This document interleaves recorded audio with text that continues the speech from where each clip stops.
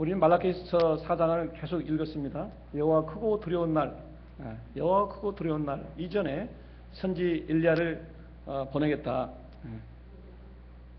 그 예언의 첫 번째 성취는 우리가 잘 아다시피 누가복음 1장 17절을 보면 세례 요한을 통해서 이루어집니다.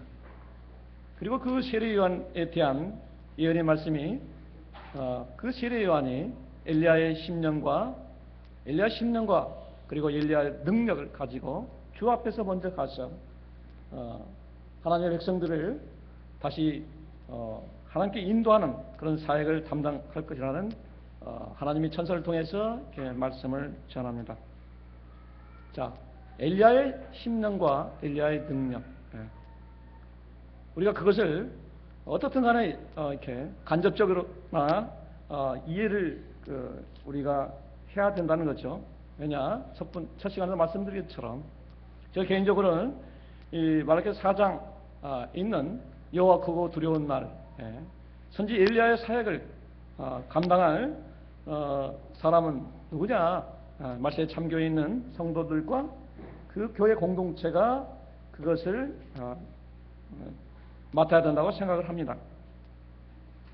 그래서 엘리야의 심정과 엘리야의 마음과 엘리야 능력을 우리가 이해하려면 엘리야의 기록이 열왕기상 17장, 18장, 19장 그리고 건너뛰어서 2장이 나옵니다. 그래서 시간이 주어진 대로 뭐 꼭 끝까지 하는 욕심을 버리고 시간이 주어진 대로 쭉 설명을 드리겠습니다.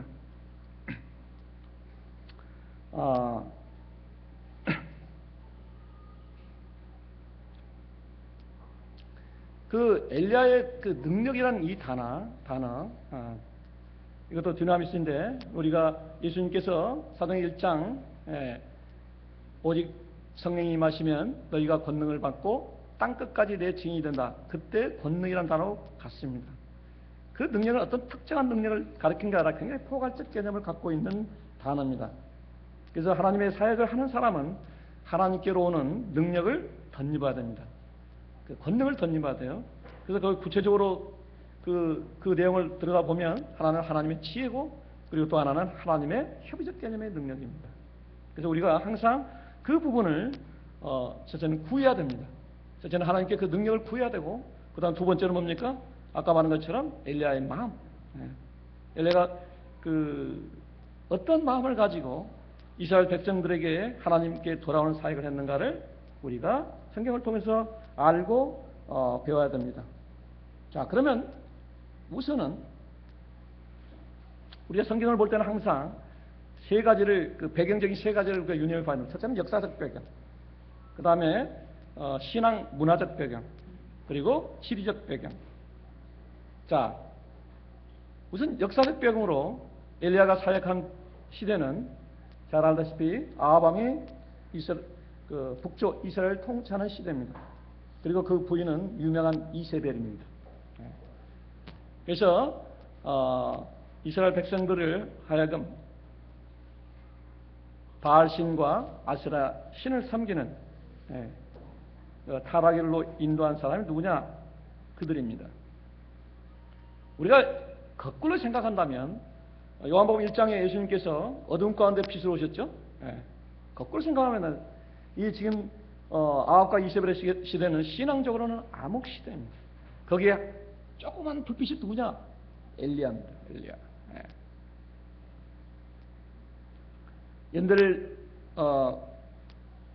연대로서는 BC 주전 872년에서 852년간의 사역을 합니다.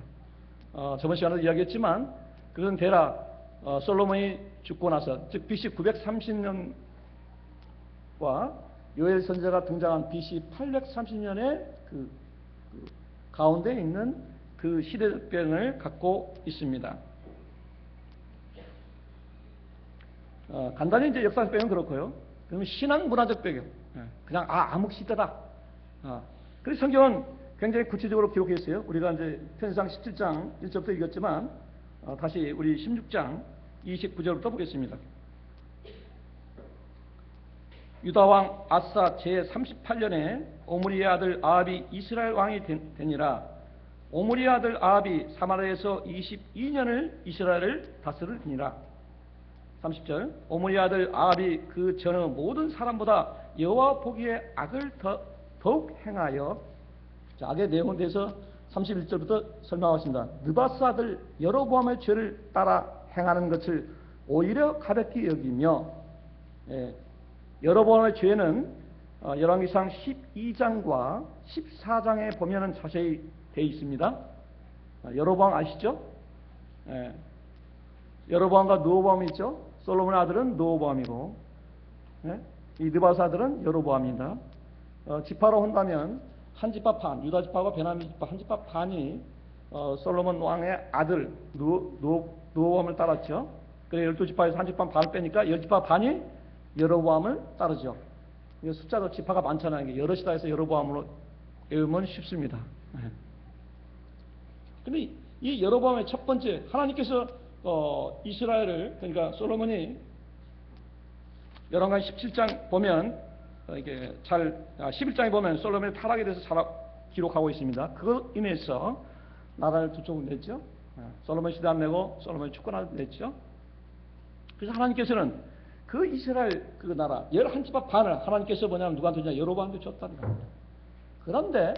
그런데 여로보암은 다윗처럼 하나님을 섬기지 않고 지법대로 했다는 거예요. 그래서 하나님께서 대노하시고 심판하십니다. 그것이 12장과 14장에 자세히 기록되어 있습니다.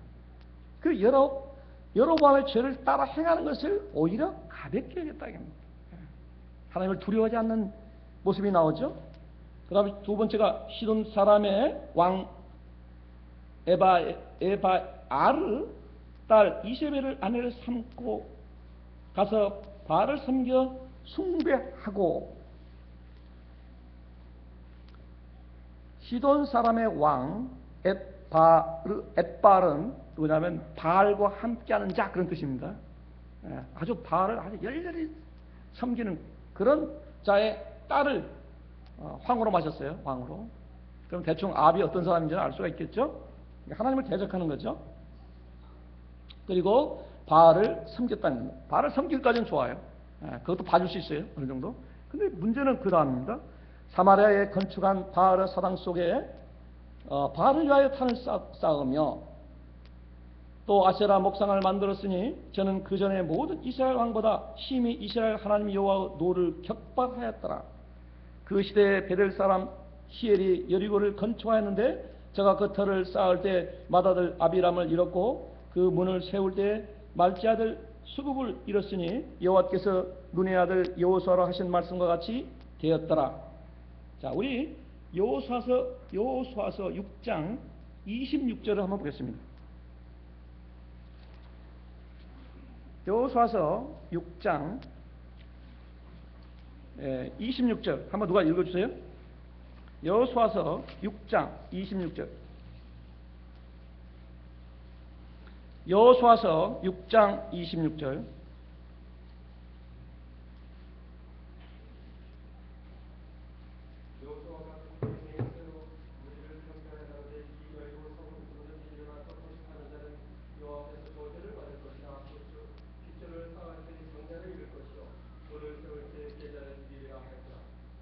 자, 제가 이것도 간단히 설명했습니다. 여리고성은 가나안 모든 성의 첫 번째죠. 그래서 하나님께서 이 여리고성을 전부 다 하나님께 바치라 그랬어요. 하나님께 바치다, 헤렘이라는 뜻이에요. 근데 그래서 모든 걸 초토화시켰단 말입니다. 그래서 다시 이것을 건축하게 되면 저주가 임한다는 겁니다. 큰아들, 그 다음에 계자, 둘째 아들 이렇게 죽는다는 겁니다. 다시 돌아가세요. 근데 이 아합이 그 짓을 했어요. 그래서 하나님의 심판이 임했죠.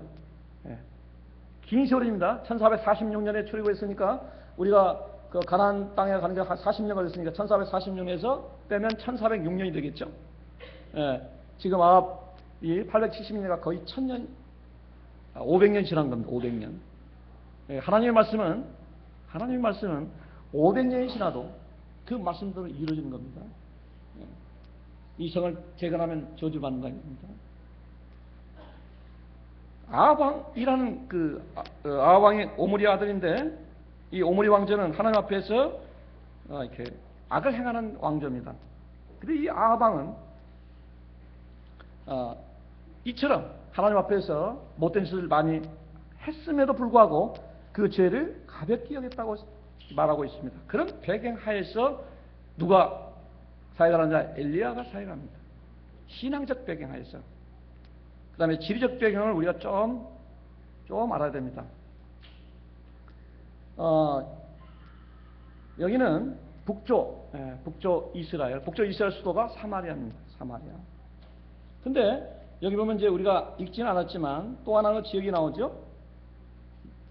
그 시돈 땅, 시돈 옆에 두로가 있죠. 지금으로 하면 레바논입니다. 레바논. 제가 이제 성도님도 많이 시켰는데 저도 많이 시켰나 봐요. 레바논, 지금으로 하면 레바논 땅입니다. 그런데 이것은 지리적으로 우리가 꼭 이해할 부분의 지역입니다. 그냥 아합이 그냥 이스라엘 그냥 이렇게 정략 결혼한 거 아닙니다. 왜냐하면 이 지역은 옛날부터 염료 기술이 발달돼 가지고 굉장히 무역을 해서 이렇게 부를 축적하는 곳입니다.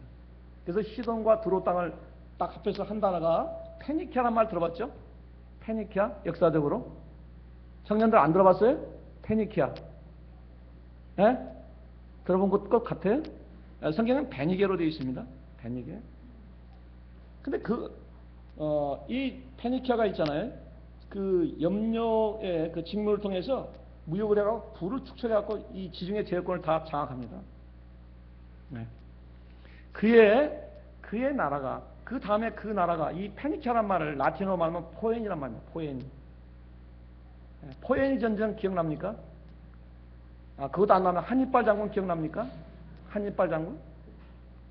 이 시돈과 두로의 땅에서 나중에 알렉산더가 옵니다. 알렉산더가 오니까 이 시돈과 두로를 점령하기에 굉장히 시간이 많이 걸립니다.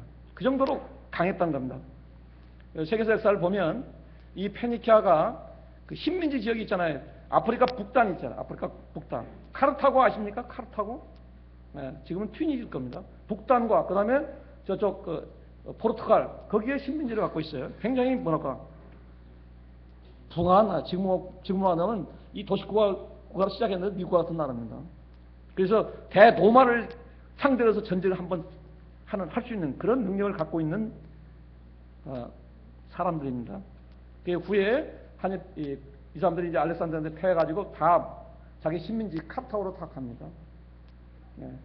그리고 로마하고 전쟁에서 그 한니발 장군의 코끼리 부대가 뭡니까? 알프스를 스페인으로 해서 알프스를 넘어가지고 로마를 공격하죠. 1차, 2차는 성공하죠. 그러나 3차는 뭡니까? 로마의 명장 스키표 장군이 배를 타고 카르타고를 그 본거지를 그냥 초타시켜버리죠. 그래서 집니다. 그래서 역사적으로 없어져 버려요. 왜 그러면 성경에서 이 부분을 이해하냐면 성경에는 사탄과 마귀에 대해서 기록한 것이 두 군데 있습니다. 간접적으로 기록한 것이요. 그것이 에스겔서 28장 보면 두로왕에 대해서 쭉 설명합니다. 두로왕, 시돈과 두로왕에 대해서. 근데 그걸 통해서 두로왕에 있어서의 그 부의 축적, 그로 인해서 교만, 그걸 가지고 그 타락한 천사장에 대해서 쭉 기록이 나옵니다. 그것이 에스겔서 28장입니다. 그리고 또 하나가 이사야서 28장에서 2로 나누면 14장이죠. 이사야서 14장이 바벨론의 교만을 가지고 루시퍼, 그러니까 계명성 해가지고 또 사탄에 대해서 이렇게 설명한 부분이 성경상 두 군데 나옵니다. 그러니까 여러분이 생각해 이 두로란 시도는 이 지역이 그냥 도시국가라고 해서 그냥 별 볼일 없는 나라가 아니란 말입니다. 굉장히 뭐랄까요? 굉장히 무역을 통해서 부를 축적한 아주 막강한 나라입니다. 그런 역사적 배경을, 지리적 배경을 이게 바탕으로 해서 우리가 이제 뭘 봐야 된다. 이 엘리야란 사람. 제가 저 시간에 이제 엘리야. 그런 환경 속에서 부모가 이 자식한테 엘리야라는 이름을 줬어요. 엘리야. 엘리야가 무슨 뜻이라고 그랬죠? 무슨 뜻이라고 했어요? 네, 나의 하나님은 여호와시다. 엘은 하나님이고, 이 그러면 나으라는 뜻이고, 야 그러면 여호와라는 뜻입니다. 나의 하나님은 여호와라. 자, 모든 사람들이 바알신을 섬기고 있어요. 바알신을. 네? 바알신을 섬기고 있는데, 그 부모가 있잖아요. 네? 자기 자식한테 나의 하나님은 여호와라고 이름을 써줬단 말입니다. 저는 엘리야도 참 위대한 사람이지만 그 부모가 참 신앙적으로 위대한 사람인 것 같아요. 예? 잘못하면 이게 죽을 수도 있잖아요. 예? 그런 그 배경을 우리가 이해할 때 그런 겁니다. 그래서 엘리야라는 그 기셉 사람, 엘리야라는 사람이 이렇게 하나님의 사역을 하는 것은 부모의 신앙 영향이 그래도 큰 중요한 역할을 했겠구나라는 생각이 감이 듭니다. 자, 그가 지금 17장 1절 보면 기럇에 우거하는 자 중에 기셉 사람 엘리야가 아합에게 고하되 나의 섬기는 이스라엘 하나님 여호와의 사심을 가르쳐 맹세하노니 내 말이 없으면 수년 동안 우로가 있지 아니하리라 아니라. 우로, 빛과 뭐 이슬이죠. 자, 빛, 쉽게 말해서 가뭄을 선포하는 거예요. 몇 년 동안 하나님께서 이제 말씀이 없으면 계속 보면 가뭄이 된다는 겁니다. 자, 왜 이게 중요하냐? 바알신은 있잖아요. 바알신은 농경신입니다. 농경. 풍요신이에요. 그러니까 농사가 잘 되려면 뭐 가장 중요한 게 뭡니까? 예? 예? 물이죠, 물. 예.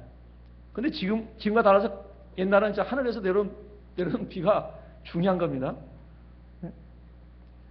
그래서 가뭄을 선포하는 것은 뭡니까? 이제 신들의 전쟁이에요. 만약에 바알신이 참신이면 어떻게 됩니까? 비가 내리겠죠? 예? 여호와 하나님이 참신이면 비가 안 내리겠죠? 안 그래요?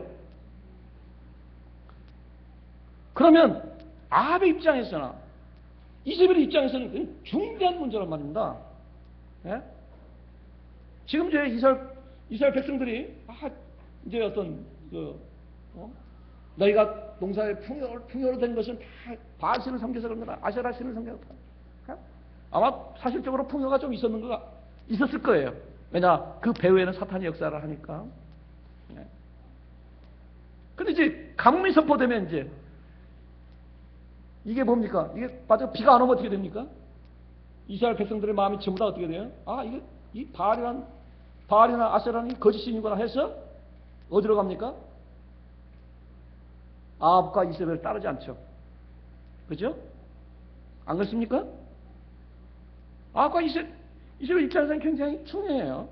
진짜가 문제입니다. 이것은 성경에 기록되어 있지 않지만 우리가 내용을 쭉 보면 그 뒤에 그것을 선포한 뒤에 이 아합과 이세벨이 뭐냐 목숨을 걸고 이 엘리야를 죽이려고 작정을 하고 아마 이게 찾으러 다녔을 겁니다. 우리가 뒤에 보면 18장에 보면 그런 내용이 나옵니다. 선자들 다 죽였다는 거 기억이 나와요.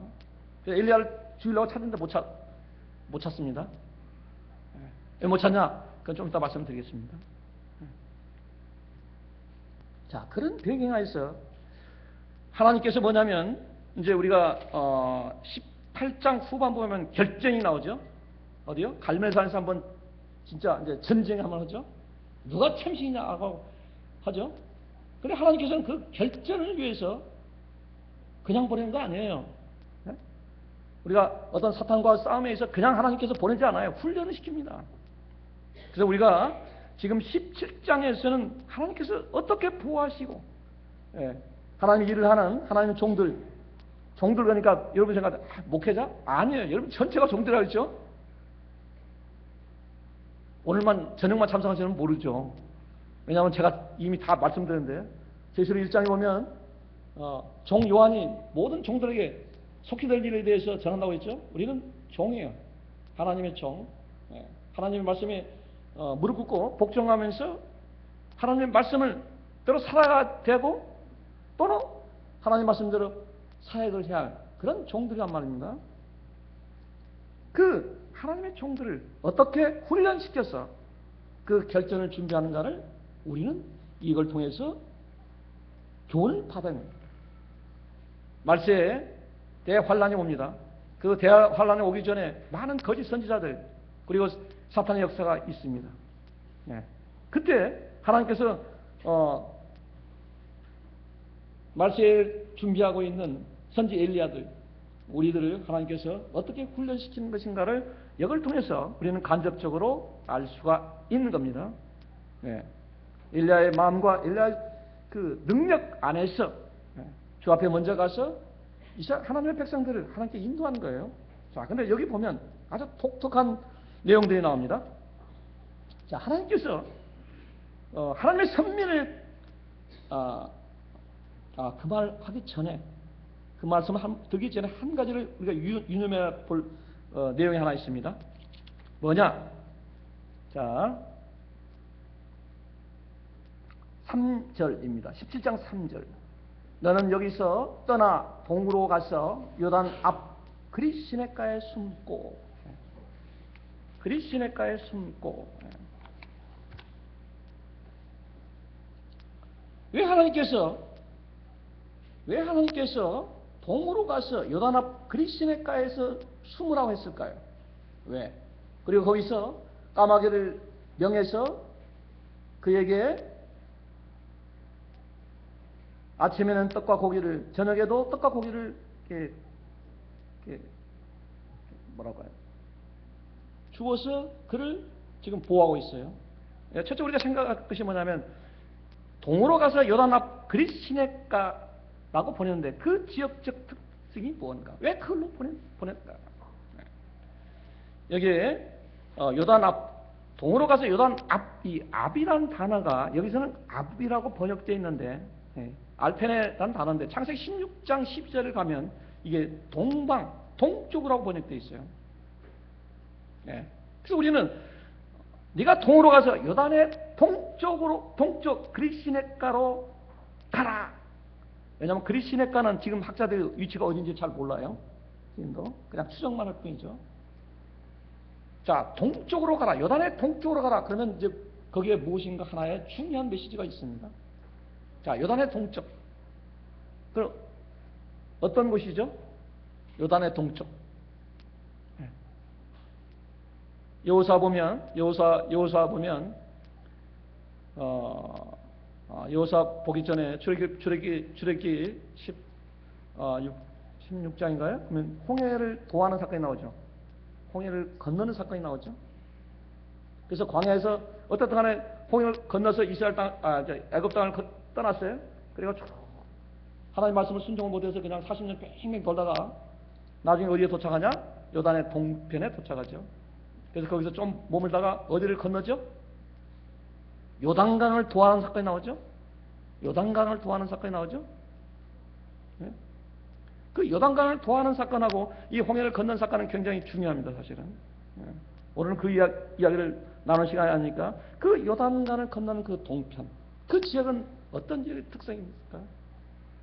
하나님의 종 모세가 출애굽을 해서 광야 40년 동안, 그리고 마지막 이제는 뭡니까? 요단강을 건너서 가나안 땅을 건너는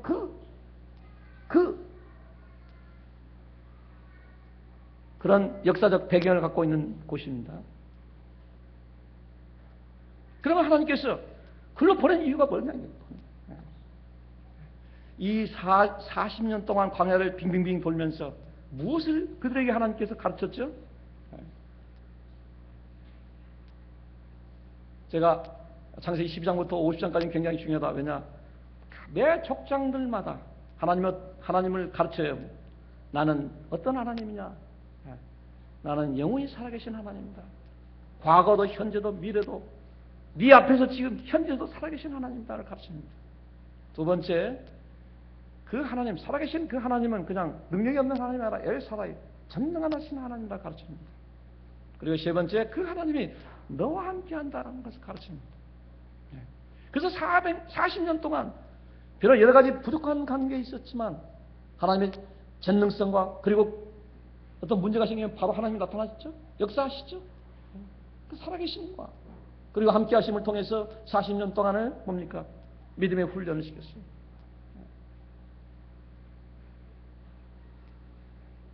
요단의 동편으로 가서 네가 숨어라 하는 것은 지금 이 이스라엘 땅에는 신앙이 이제 뭡니까? 굉장히 이제 혼동된 상태예요. 어둠의 상태예요. 네가 피세과라는데 해야 되는데 너의 믿음의 조상들이 거의 한 500년 전이죠. 모세를 땅에서 출애굽해서 어떤 사람들이 그 광야에서 죽었고 어떤 사람들이 요단을 건너서 가나안 땅을 하나님의 명에 따라서 찾았는가?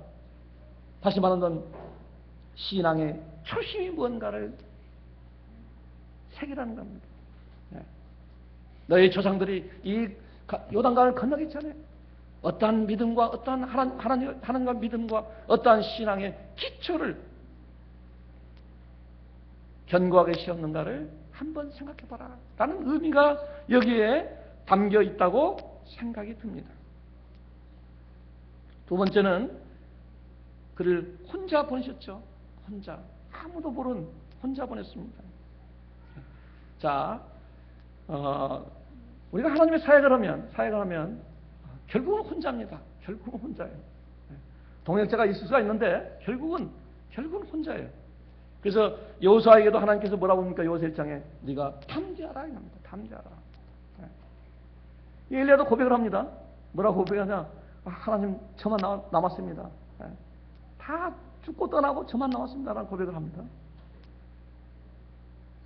그러니까 훈련을 받고 나서도 그런 고백을 해요. 이거 지금 훈련을 시키는 겁니다.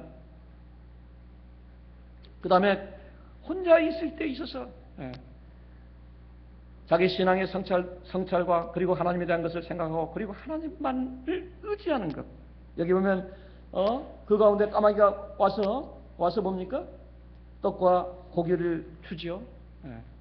아까 제가 말씀을 못 드렸는데 이 떡과 고기는 마치 모세가 광야에서 역사할 때 있어서 하나님께서 만나와 메추라기를 보낸 것과 동일한 내용을 담고 있습니다.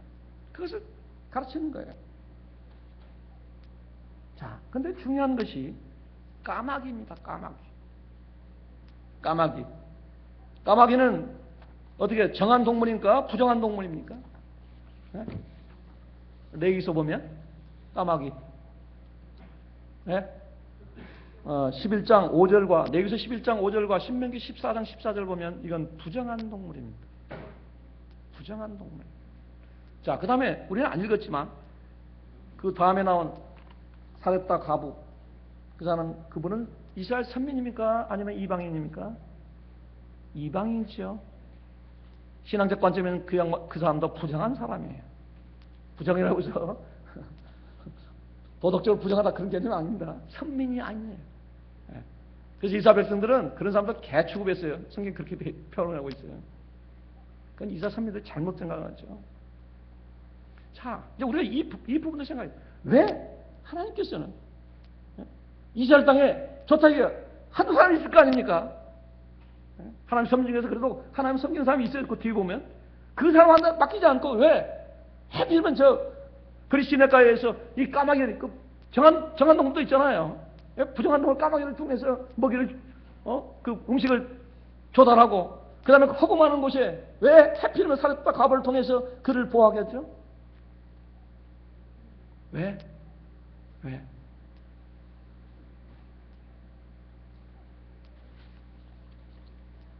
이스라엘 선민들은 정한 음식과 부정한 음식을 계속 하다 보니까 이게 하나의 뭡니까? 이게 그 고정관념이 형성돼요. 편견이 형성돼요. 그걸 우리가 알 수 있는 것이 뭐냐면 사도행전 보면 베드로가 옆바에서 꿈을 끼잖아요. 그죠? 예?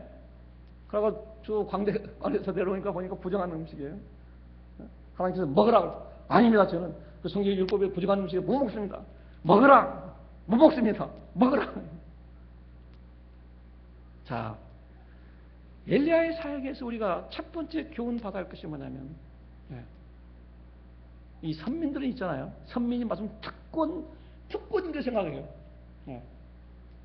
그래서 뭐냐면 편견이 많아요. 편견. 우리도 아마 그런 생각을 갖고 있는 사람이 있어요. 그래서 쉽게 이제 복음을 이게 전도하다가 보면 좀만 말 안 들으면 당신은 구원이 없어요. 과연 그럴까요? 과연 그럴까요?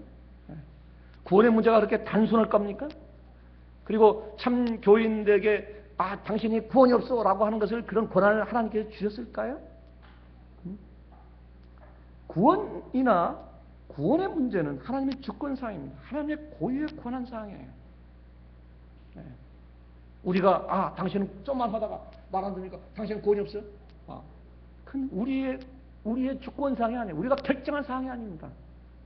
이 참교인들한테 주어진 권한은 뭐냐? 마치 이스라엘 선민에게 주어진 권한과 비슷합니다. 우리 참고로 출애굽기 19장을 보겠습니다.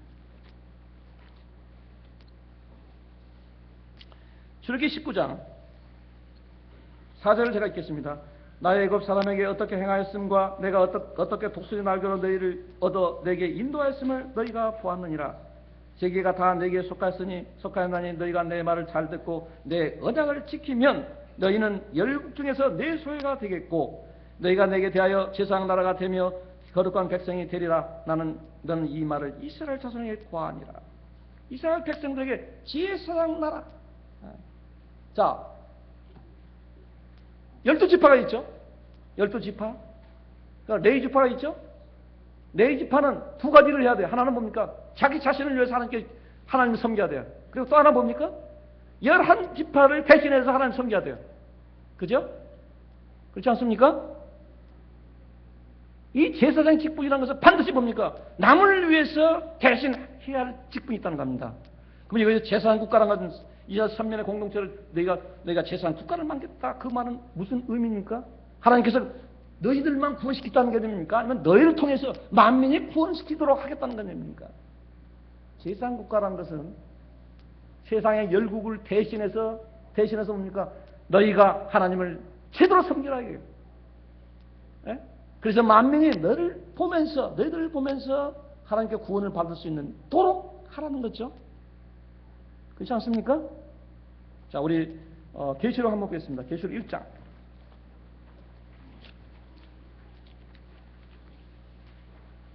계시록 1장 5절. 네, 시간 있으면 6절만 읽겠습니다.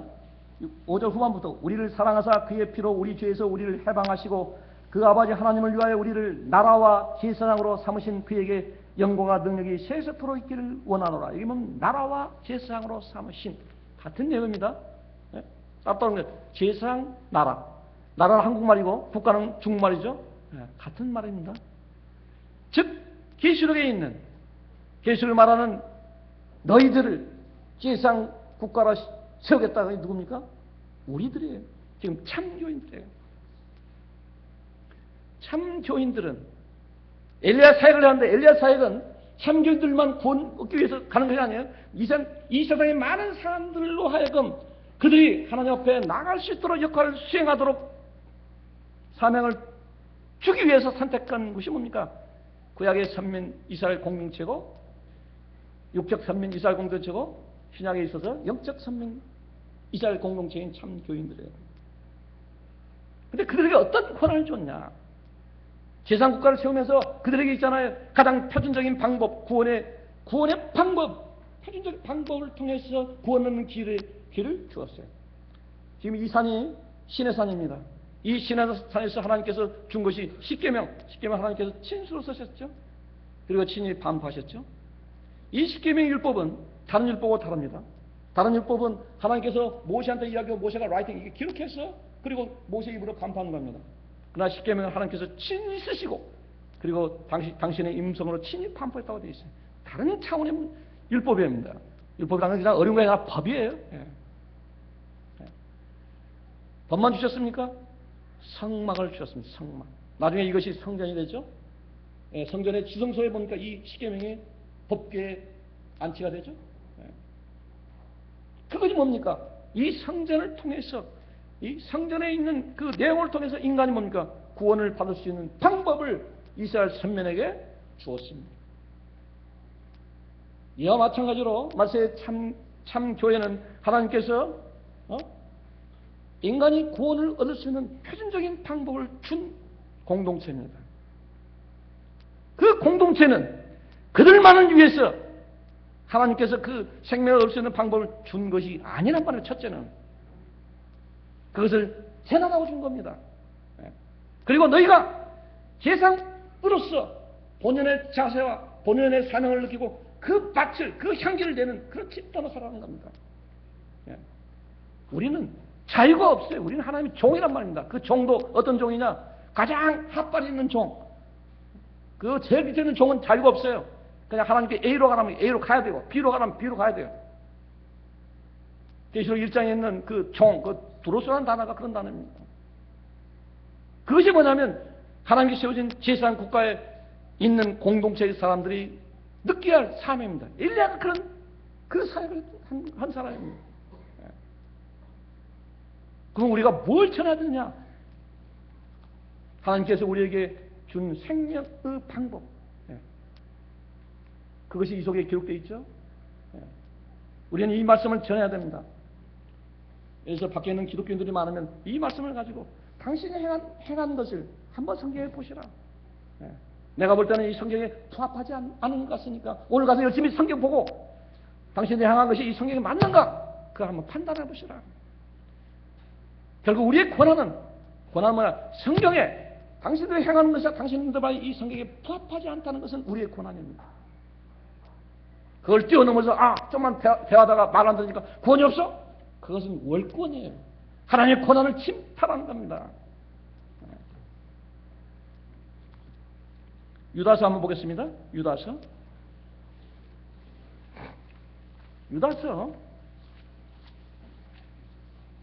1장 9절을 보겠습니다. 천사장 미가엘이 모세의 시체에 대하여 마귀와 다투어 변론할 때 감히 회방하는 판결을 쓰지 못하고 다만 말하되 주께서 너를 꾸짖기를 원하노라. 이거는 굉장히 우리가 이 내용을 잘 마음에 새겨야 됩니다. 미가엘 천사는 누굽니까? 성경에 대표적으로 등장하는 천사는 둘이에요. 하나는 미가엘, 하나는 누굽니까? 좋은 소식을 전하는 천사장 가브리엘. 미가엘 천사장은 전쟁의 천사, 전쟁을 지휘하는 천사장이에요. 전쟁터 나오면 미가엘 천사장이 나섭니다. 그 천사장이 누구하고 지금 모시처가 다퉈요? 마귀하고 다투고 있어요. 그럼 여러분 같으면 미가엘 천사장이니까 마귀를 바로 심판하겠죠? 근데 뭐라고 있어요? 여기 보면 다투되 감히 회방하는 판결을 쓰지 않았다. 이 판결. 그리고 뭐라고 하냐? 주께서 하나님께서 너를 꾸짖기를 원한다. 주께서 너를 꾸짖기를 원한다. 그 말은 뭐냐? 이 사탄을, 이 마귀를 심판하는 자는 누구라고요? 하나님이래요. 하나님. 미가엘 천사장이 아니라는 말입니다. 인간의 생명에 대해서 심판하는 권한은 하나님만 있다는 겁니다. 우리의 영혼이 중요하면 다른 사람 영혼도 중요하다고 생각해야 됩니다. 조금 있는 거 가지고 막 그거 못 참았고 당신 권위 없어요? 그건 앞으로 그렇게 쓰면 안 돼요. 내 영혼이 귀한 것처럼 이 세상에 있는 많은 사람의 영혼도 귀중하다는 겁니다. 그 영혼을 하나님께로 인도하려 하기 위해서 우리를 부르신 거예요. 우리를 먼저 부르신 거예요. 그래서 제사장 사역을 하라는 겁니다. 제사장 국가가 돼서 그 사역을 하는 겁니다. 제사장은 남을 위해서 존재하는 거예요. 남을 위해서. 자, 다시 돌아가세요.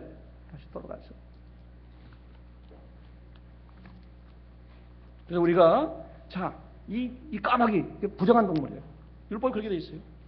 근데 하나님께서 뭘 지금 엘리야한테 가르치고 있어요? 자, 너희들 선민하면 봐라. 선민. 하나님 선민이라고 하는데 지금 바알 성 열심히 섬기고 있다. 그들이 사실 하나님 그 율법을 보면 그 사람들은 정한 사람인데 외형적으로 정한 사람인데 그 속에는 이미 부정한 사람이에요. 네가 생각한 율법에서 부정한 동물 이 까마귀는 너를 보고 있지만 정말 그 진짜 정한 역할을 하는 그 선민은 너한테 돕지 않다는 거예요. 그 말은 뭡니까? 기존에 있는 유대인들이 가지고 있는 그 선민의식에 대해서, 피라피한 선민의식에서 깨는 겁니다. 우리가 복음을 전할 때 어떤 사람 딱 특정해서 이 사람 몇 번 전하고 특정해 이 사람 안 돼. 그러면 안 된다는 거예요. 그런 편견을 가지면 안 된다는 거예요. 사렙다 과부, 그도 이방인이죠. 역시도 같은 내용이 담겨 있어요. 우리는 그런 편견을 바라는, 우리가 중요한 것은 이 참교회에, 이 참교회에 복음이 있다는 사실, 이 참교회에서 전하는 것이 편의적인 구원의 방법이라는 것을 확신해야 됩니다. 확신해야 돼요. 그거 갖고 흔들려고 이렇게 흔들거리면서 무엇인가 딱 질문을 대답도 보면서 밖에 가서는 막 심판자가 돼요. 제가 볼 때는 성경 모르는 사람이 심판자가 되는 거예요. 성경을 알고 하면 어디냐? 우리는 그냥 전하는 사람이에요. 복음을 전하는 사람이에요. 고정관념, 그런 편견을 극복해야 된다는 겁니다. 극복해야 된다.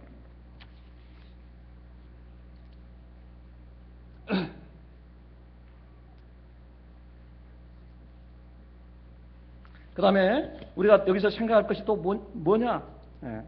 이 사렙다 가부라는 사람입니다. 사렙다 가부. 비록 이방인이었지만, 하나님 모르는 이방이었지만, 그가 이 하나님께서 역사함으로써, 그리고 엘리야가 거기 가서 그 사람을 접촉함으로써 뭡니까? 그 사렙다 가부는 일정한 기간 동안에 동역자가 된 겁니다. 동역자가 된 거예요. 그렇지 않습니까? 우리가 만약에 그런 편견을 갖다면, 이방인들, 우리하고 다른 부류의 사람이야. 그런 편견을 갖다면 동역자가 될 수가 없죠. 이 사렙다 과부를 우리가 잘 보면, 성경에 몇 군데 기록이 있죠? 자, 우리 한번 보겠습니다.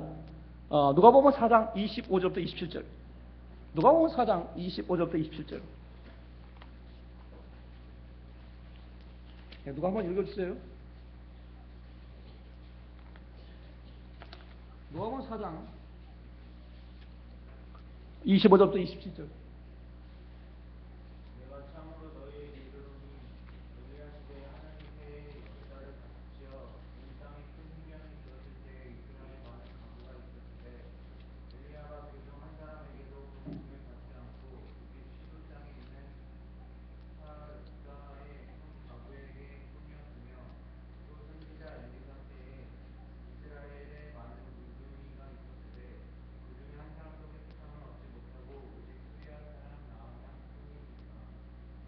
이거 보면 엘리야가 그중 한 사람에게 보내심을 받지 않고 오직 시돈 땅에 있는 사렙다 한 과부에게 뿐이더라.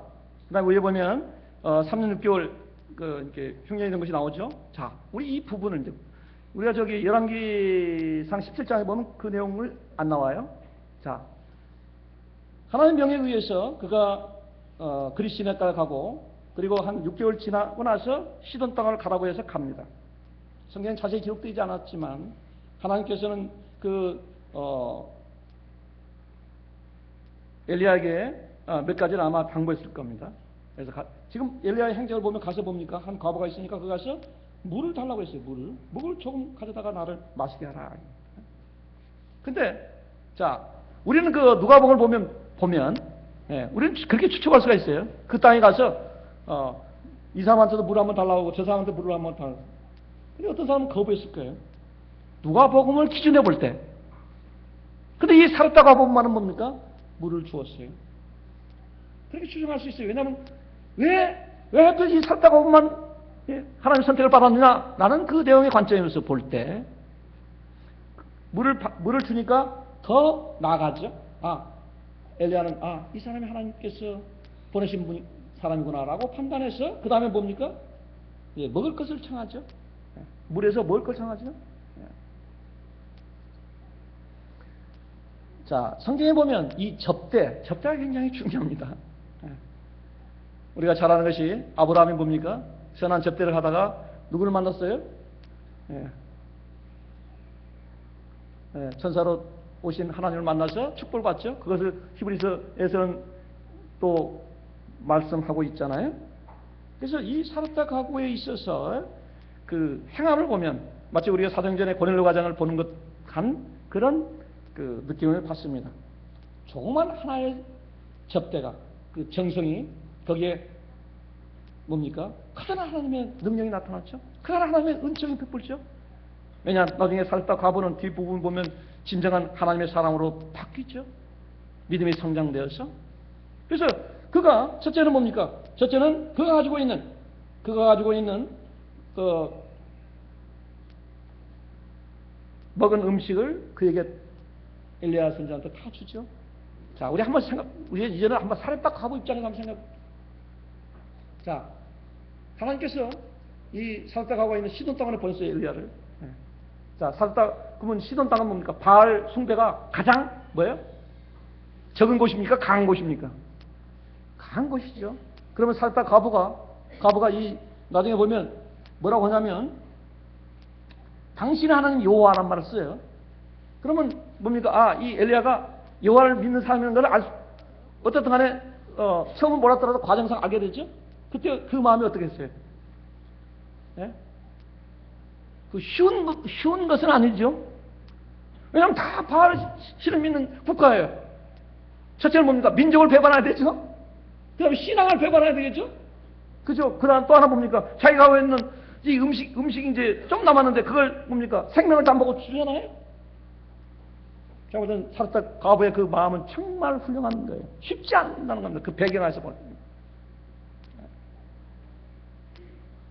하나님의 마음에 합하는 그런 행동을 하고 있는 것을 알 수가 있고, 그렇기 때문에 하나님께서 이 사르타 그 과부에게 하나님께서 축복하신 것을 우리는 이 성경을 통해서 음미할 수 있습니다.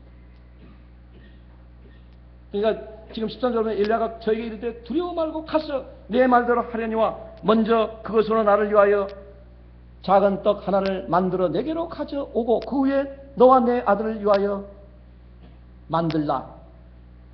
그러니까 어떻게 됐습니까? 이 사르타 과부가 엘리야 선지자의 말을 순종하죠. 자, 다시 말씀드립니다. 이 사르타 과부가 첫 번째 하나님의 선지자를 도우는 것이 쉽지 않았어요.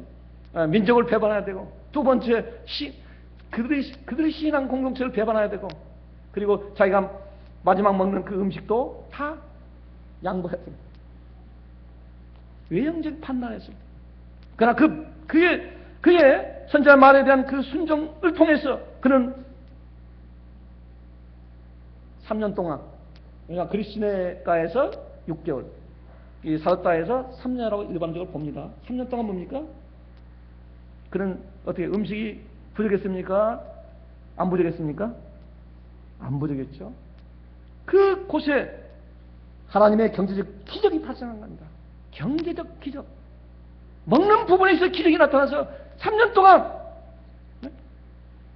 궁함이 없었어요. 그뿐만 아니라 그의 식구들뿐만 아니라 그의 여기 보면 그 식구들까지도 먹었다고 되어 있습니다. 이 식구는 그 원문을 보면 친척이라는 단어입니다. 그러니까 그 사르타 과부가 시작해서 결국 거기서 멈춘 게 아니라 그들의 가까운 친척까지도 뭡니까? 가뭄 동안에 뭐랄까 음식 가지고 고난을 겪지 않았다는 겁니다. 그런 축복이 있어요. 경제적 축복이.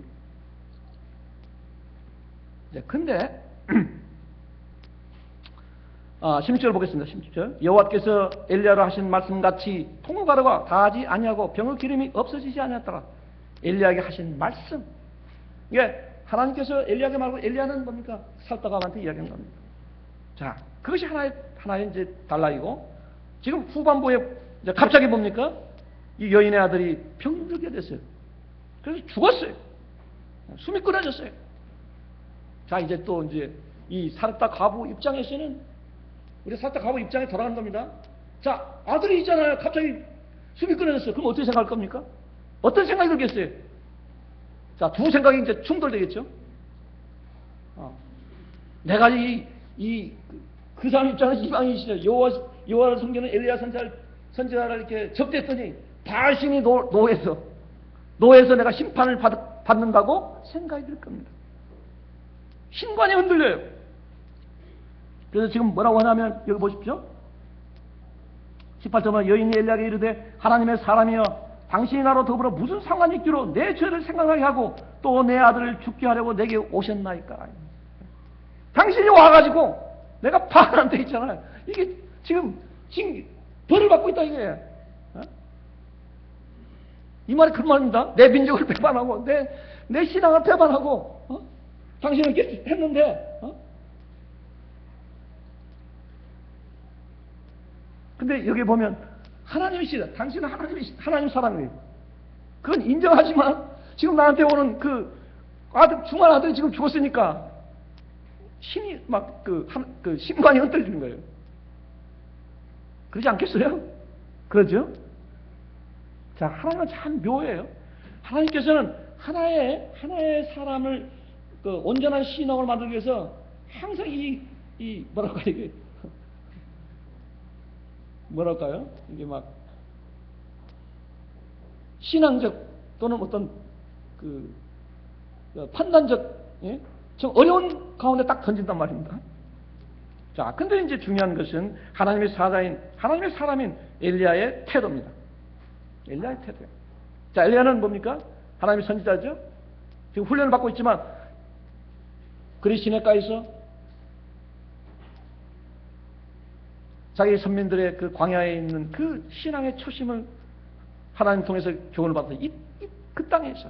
다음 두 번째는 사렙다 가보를 통해서 사렙다 가보가 있는 것은 뭡니까? 바알신에 있어서 중심지예요. 아마 하나님의 뜻은 네가 바알과 싸워야 되는데 바알을 정확히 알아야 된다. 그러니까 적진에 가야 된다. 네. 그런 뜻이 하나 있었고 두 번째는 자 아합 왕이 있잖아. 아합 왕이 20일에 생각할 때 이 엘리야가 저 바알 신을 섬기는 그 중심에 갈 거라고 생각을 하겠어요? 네? 뭐 등장빈이 어둡다고 아마 감히 그런 생각을 합니다. 하나님의 지혜는 바알과 이세벨을 뛰어난 지혜란 말입니다. 그래서 하나님께서는 몇 가지를 가르치기 위해서 뭐랄까요? 적진에 가장 깊숙하게 보낸 거죠. 그걸 체험한 엘리야는 당장 행동을 아주 그냥 빨리 결단됩니다. 19절은 엘리야가 저에게 그 아들을 달라 하여 그를 그 연의 품에서 취하고 안고 자기의 거처하는 다락에 올라가서 자기 짐상에 밀고 여호와께 부르짖어 가로되 나의 하나님 여호와여 주께서 또 내가 우고하는 집 과부의 재앙을 내리사 그 아들로 죽게 하셨나이까 하고 그 아이 위에 몸을 3번 펴서 엎드리고 여호와께 부르짖어 가로되 나의 하나님 여호와여 원컨대 이 아이의魂으로 그 몸에 돌아오게 하옵소서 하니. 네. 자, 바로 결단을 해요. 그래 믿음의 행동을 해요. 애를 딱 달라고 하고 다락방을 가요. 네. 여기서 이 다락방의 개념은 우리가 이 사렙다 가부가 그 하나님의 선지자에 대한 예의가 굉장히 극진했던 걸 알 수 있습니다. 왜냐하면 팔레스타인에서 다락방은 제일 좋은 방입니다. 네. 근데 거기 가서 이제 기도를 하죠. 근데 지금 3번을 이렇게 똑같이 이렇게 폈다 몸을 전체하고 맞춰가지고 했다가 3번을 해요. 이것도 우리가 생각을 해야 됩니다. 어떤 분들은 기도 한번 딱 하고 하나님 안 들어지니까 이제 그만해야겠다. 어떤 사람은 한 달 동안 하다가 그만해야겠다. 이 위대한 선지자가 3번을 했어요. 3번. 3번 했다는 겁니까? 하나님께 들어줄 때까지 한 거 아니에요? 근데 거기에 그 하나님의 역사가 나타나죠? 22절은 여호와께서 엘리야에게 소리를 들으시고 그 아이의 혼이 몸으로 돌아오고 살아난지라. 한 번 할 때 왜 역사가 안 나타나고 두 번, 3번 할 때 역사가 나타나는 겁니다. 자, 여기서 중요한 것을 우리는 생각해야 됩니다. 첫째는 뭡니까? 하나님의 역사라는 것은 그냥 인간의 그래도 인간의 노력이 수반돼야 돼요. 정성과 노력이 수반돼야 돼요. 두 번째, 여기서 하나님께서 엘리야에게 또 하나 가르친 건 뭡니까? 죽은 사람을 살게 하는 역사죠. 부활의 역사란 말입니다. 신구약 통해서 있잖아요. 부활의 역사가 처음 기록된 곳이 여기입니다. 네? 그 다음에 엘리사 때 수냄 여인 거기에 사건이 나오고 시작성이 또 나오죠. 이 신구약을 통해서 처음 부활의 역사가 나오는 여기입니다. 자, 이제 죽었던 사람을 하나님의 역사로 살린 것을 봤어요. 경제적 기적이 아무것도 없는 데서 3년 동안이나 먹을 걸 다 공급해 주는 하나님의 역사를 봤단 말입니다. 그리고 죽음에서 부활한 역사를 봤어요. 이제 하나님께서 뭡니까? 엘리야 이제는 결전에 가서 싸울 수 있겠구나라는 그런 교육을 시키는 겁니다. 또 한편은 그를 도왔던 그 사렙다 과부에 대한 부분이 우리가 또 이걸 봐야 됩니다. 이걸 보면 뭐라고 되어 있냐? 24절 보겠습니다. 여인이 엘리야에게 이르되 내가 이제야 당신은 하나님의 사람이시오 당신의 입에 있는 여호와 말씀이 진실한 줄 아노라 하니라. 당신은 하나님의 사람이고 그리고 당신의 입에서 있는 하나님의 말씀이 진실한 줄을 아노라. 우리가 세상에서 복음을 전할 때 있잖아요. 이 사렙다가를 만날 겁니다. 이방인을 만날 거예요. 그러면 그들을 통해서 이 말을 들어야 돼요. 당신은 정말로 하나님의 복음을 갖고 있는 사람입니다. 그리고 당신의 입에서 나온 것이 정말로 진실합니다. 라는 것을 들었을 때 지금 그 말을 하는 이 사렙다 과부가 뭡니까? 이제는 뭡니까? 그의 여호와에 대한 신앙이 견고하게 된 거죠. 견고하게 된 거죠. 흔들리지 않는 거죠. 하나님 역사는 우리가 이 성경 말씀을 이렇게 되새김질하고 해보면 그냥 하나님께서 적진에 가라 단순히 그러지 않는 겁니다. 한 단계 한 단계씩 준비하신 하나님. 그리고 그 준비가 끝나면 이제 나가는 겁니다. 아마 이제 새벽의 부분에 이제 핵심 중에 핵심을 내일 새벽에 할 겁니다. 그런 말씀을 드리면서 묵도하겠습니다.